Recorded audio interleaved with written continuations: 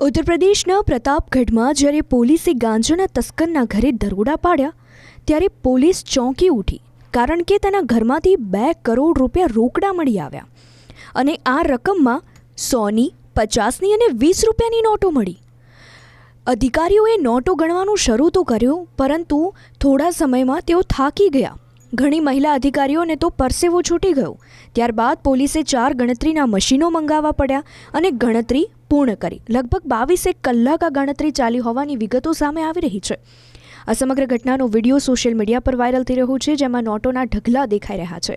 શનિવારે સવારે લગભગ 9 વાગ્યાની આસપાસ 4 પોલીસની ટીમોએ ગાંજાના તસ્કર રાજેશ મિશ્રાના ઘરે પહોંચી દરોડા પાડ્યા હતા.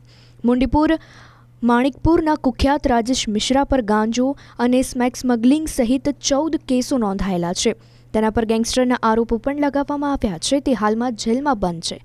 જોકે હાલ આ સમગ્ર મામલે પોલીસે રોકડ જપ્ત કરી આગળની કાર્યવાહી હાથ ધરી છે.